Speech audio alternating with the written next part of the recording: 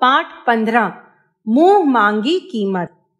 किसी गांव में माया नाम का एक बहुत धनी महिला रहती थी। उसके घर में बहुत सारे नौकर चाकर थे जो घर का सारा काम करते थे। इस कारण माया का समय व्यतीत नहीं होता था। एक दिन उसने टफी नाम का एक कुत्ता पाल लिया। अब वह अपना सारा समय टफी के साथ ही बिताती थी।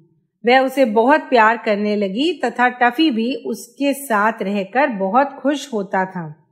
एक दिन माया को अपना चित्र बनवाने की सूझी, अतः उसने एक नामी चित्रकार को बुलाया और उसे चित्र बनाने के लिए कहा।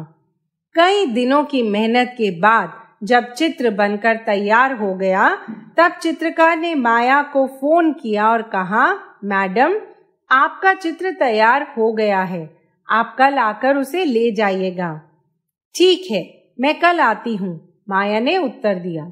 अगले दिन जब वह अपना चित्र लेने उस चित्रकार के यहाँ पहुंची, तो उसका कुत्ता टफी भी उसके साथ था। चित्रकार ने चित्र माया के सामने रख दिया।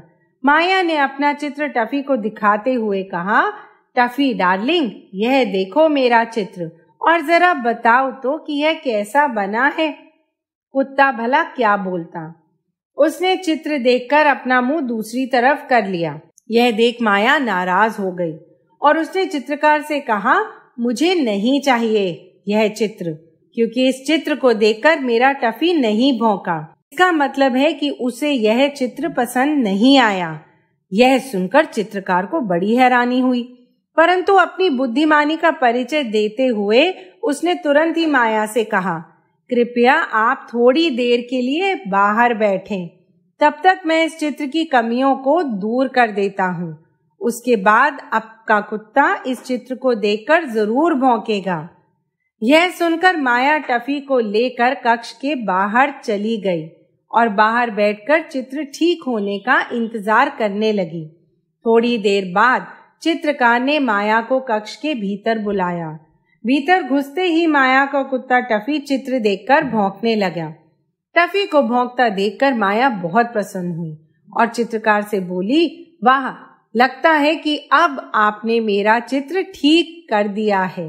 तभी तो टफी चित्र को देखकर भौंक रहा है तथा मेरे हाथ से रस्सी छुड़ाकर उसके पास जाना चाहता है।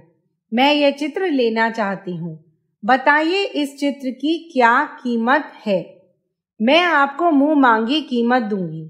चित्रकार ने माया से उस चित्र की अच्छी कीमत वसूल ली। माया ने भी खुशी खुशी उसे मुंह मांगे पैसे दिए और अपना चित्र लेकर वहां से चली गई।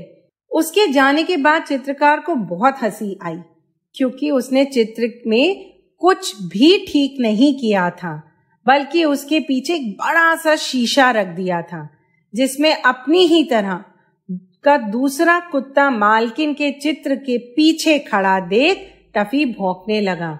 और माया की भी यही इच्छा थी कि टफी उसका चित्र देखकर भौंके, लेकिन वह नहीं जानती थी कि टफी उसका चित्र देखकर नहीं, बल्कि शीशे के अंदर दूसरे कुत्ते को देखकर भौंक रहा था। इस तरह चित्रकार ने अपनी युक्ति से बिगड़ी बात को सुधार लिया।